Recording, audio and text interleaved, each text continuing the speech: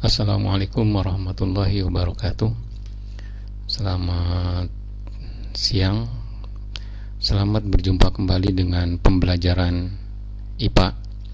Pada pertemuan kali ini akan membahas tentang sistem organisasi kehidupan makhluk hidup bagian 3, yang membahas tentang organ, sistem organ, dan organisme, yang merupakan materi IPA kelas 7 bab 1 semester 2.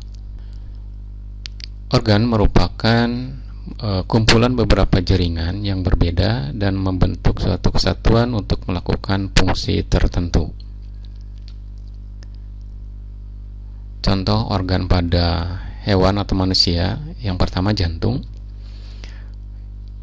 yang berfungsi untuk memompa darah ke seluruh tubuh, ya. Kemudian jantung ini terdiri dari beberapa jaringan atau tersusun dari jaringan otot, jaringan saraf, jaringan darah, dan jaringan epitel. Kemudian yang kedua ada paru-paru. Organ paru-paru ini berfungsi sebagai organ pernapasan dan organ ekskresi, yang mana pada sistem ekskresi ini paru-paru mengeluarkan gas karbon dioksida dan uap air. Kemudian jaringan penyusunnya secara umum untuk organ pada hewan dan manusia ini sama, yaitu terdiri dari jaringan otot, jaringan saraf, jaringan darah, dan jaringan epitel. Kemudian yang berikutnya, hati, ya, berfungsi sebagai penawar racun yang masuk ke dalam tubuh kita yang bersama-sama dengan makanan atau minuman. Sama, penyusunnya terdiri jaringan otot, jaringan saraf, jaringan darah, dan jaringan epitel. Yang keempat, ginjal.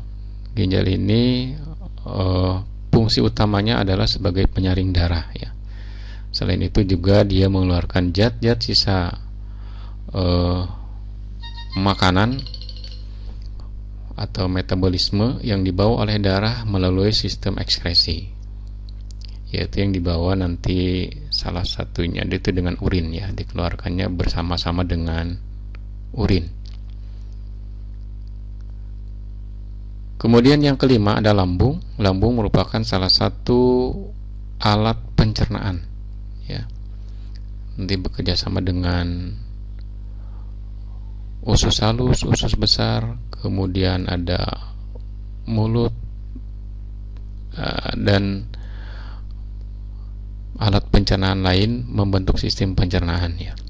Penyusunnya sama, ya, jaringan otot, jaringan saraf, jaringan darah, dan jaringan epitel. Nah, kemudian organ pada tumbuhan, yang pertama ada daun. Daun ini tersusun dari jaringan epidermis, jaringan tiang, jaringan bunga karang, dan jaringan pengangkut. Nah, fungsinya sebagai tempat fotosintesis dan sebagai alat atau organ pernapasan. Yang kedua ada batang, tersusun dari jaringan epidermis, jaringan korteks, dan silinder pusat, yang mana silinder pusat ini terdiri dari jaringan parenkim dan pembuluh angkut, yaitu pembuluh xilem dan pembuluh floem, ya. Fungsinya sebagai alat untuk mengangkut air dan mineral dari akar ke daun, yang mana salah satunya digunakan untuk fotosintesis nanti, dan fungsi lainnya itu untuk mengedarkan hasil fotosintesis ke seluruh tubuh. Yang ketiga ada akar, ya. Akar ini tersusun dari jaringan epidermis, jaringan korteks, jaringan endodermis, jaringan perikambium, dan silinder pusat. Berfungsi sebagai alat penyerap air dari tanah dan sebagai organ pernapasan. Yang berikutnya setelah organ ada sistem organ, yaitu bentuk kerjasama antar organ untuk melakukan fungsi tertentu. Jadi ini terdiri dari beberapa organ, ya, untuk melakukan fungsi tertentu. Contoh sistem organ pada hewan dan manusia. Yang pertama, sistem pencernaan. Fungsinya untuk mencerna makanan atau menyederhanakan makanan menjadi molekul yang siap diserap oleh usus halus dalam hal ini, ya. Nah, kemudian organ penyusun sistem pencernaan ini terdiri dari mulut, faring, kerongkongan, lambung, usus halus, usus besar, dan anus. Yang kedua ada sistem sirkulasi atau sistem transportasi yang berfungsi untuk mentransposasikan atau mengalirkan darah dan getah bening ke seluruh tubuh. Organ penyusunnya terdiri dari jantung, pembuluh darah, pembuluh limpa, dan darah. Yang ketiga ada sistem pernapasan.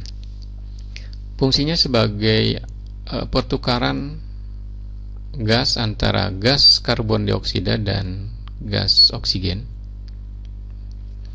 yang ketika terjadi pernapasan ada oksigen dihisap, kemudian karbon dioksida dikeluarkannya. Jadi terjadi pertukaran. Kemudian organ penyusunnya ada hidung, tenggorokan, dan paru-paru, ya, atau alveolus. Di dalam paru-paru ada alveolus. Yang keempat, sistem gerak berfungsi sebagai pelindung organ dalam tubuh kita, organ-organ yang penting, dan juga sebagai alat gerak sesuai dengan namanya sistem gerak, ya. Jadi sistem gerak ini terdiri dari tulang, sendi, dan otot. Sebagai pelindung tadi adanya tulang itu bisa melindungi organ-organ tubuh bagian dalam manusia. Kemudian dengan tulang, sendi, dan otot juga kita bisa menggerakkan alat-alat atau organ tubuh kita. Nah, kemudian contoh sistem organ pada tumbuhan. Ada sistem organ pengangkutan yang terdapat pada akar, batang, dan daun. Kemudian yang kedua, sistem organ pelindung terdapat pada kulit. Yang ketiga, sistem organ penyokong terdapat pada batang. Itu sistem organ. Yang terakhir ada organisme, ya. Nah, beberapa sistem organ akan membentuk organisme secara utuh. Contohnya manusia, ya. Jadi suatu makhluk hidup secara utuh, suatu individu, ya, manusia misalnya, atau hewan, atau tumbuhan, ya. Manusia ini akan terdiri dari beberapa organ, beberapa sel, jaringan, dan sistem organ. Nah, untuk pertemuan kali ini dicukupkan sampai di sini. Kita berjumpa kembali dengan materi selanjutnya pada pertemuan yang akan datang. Terima kasih. Assalamualaikum warahmatullahi wabarakatuh.